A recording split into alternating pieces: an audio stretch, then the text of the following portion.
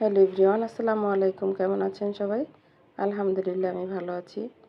তো আমি Dolly blog page থেকে বলছি, ডলি আক্তার। তো আপনাদের সাথে আজকে একটু ভিডিও শেয়ার করলাম। অনেক দিন পর বড় একটি ভিডিও দিলাম। আমি বড় ভিডিও দিতে পারি না সময়ের জন্য, ভিডিও করতেও পারি না, সময় পাই না। তো এই জন্য আজকে একটু চিন্তা করলাম যে একটু বড় ভিডিও দিই। তো আজকে আমি রান্না করেছিলাম হালুয়া, বুটের হালুয়া। তো অনেক দিন যাবত আমার ছেলেরা বলতেছে যে আম্মু একটু বুটের হালুয়া বানায় বাসায়। তো চিন্তা করলাম যে বানাই দেখি, সময় তো হয় না, কখন বানাবো।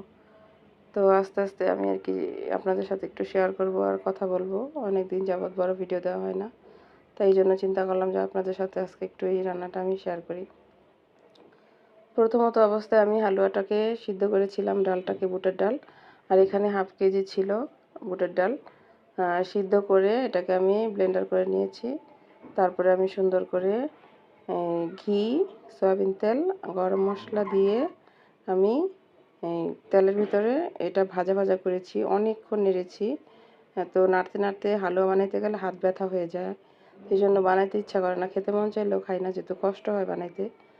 আর এই নাড়ানাড়ি জিনিসটা, তো এই জন্য আমি অনেক নাড়ছি, নাড়তে নাড়তে যে হালুয়াটা যখন লাল হয়ে গেছে, একদম মানে ভাজা ভাজা হয়ে গেছে, ডালটা একটা ঘ্রাণ বের হয়েছে, তখন আমি এটাকে ভালোভাবে নাড়ানাড়ি করে শুকিয়ে ডালটাকে পুরাভাবে শুকানোর পরে, একদম ভাজা ভাজা হওয়ার পরে, তখন আমি এটাকে চিনি দিয়েছি এটার ভিতরে। চিনি দেওয়াতে দেখেন এটা পানি ছেড়ে দিয়েছে এখন হালুয়াটা। তো এই চিনিটা মানে হাফ কেজি ডালের জন্য এখানে আমি প্রায় মানে 1 পার বেশি, দেড় পা চিনি দিয়েছি। দেওয়ার পরে ওইখানে নাড়তে নাড়তে নাড়তে নাড়তে জিনিসটা লাল হয়ে গেছে। এই যে এখন দেখেন নামিয়ে ফেলেছি। নামার পরে এই যে সুন্দর মানে একটা ঘ্রাণ বের হয়েছে। তারপর আপনার হালুয়াটা দেখতেও খুব সুন্দর হয়েছে, লোভনীয়, ইয়াম্মি, কালারটাও সুন্দর আসছে, ভাজা ভাজা হয়ে গেছে একদম।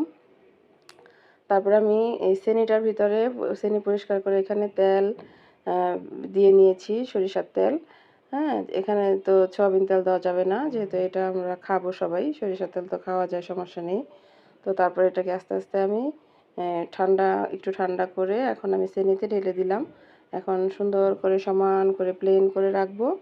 তারপরে এটাকে আমি চাকু দিয়ে কেটে, ঠান্ডা হলে চাকু দিয়ে কেটে যখন এটা শক্ত হয়ে যাবে, তখন আমি এটাকে ডিপ ফ্রিজে রেখে দিব অথবা নর্মালে রাখবো খাওয়ার জন্য। এটা আমার অবশ্য খাওয়া হয়ে যাবে, কারণ সবাই পছন্দ করে বুটের হালুয়া আমাদের ঘরের, আমার সব বাচ্চারা। তো দেখা গেছে যে এই জন্য এটাকে আমি এটা খাওয়া হয়ে যাবে, এটা রাখা যাবে না। আর এই বুটের হালুয়া দিয়ে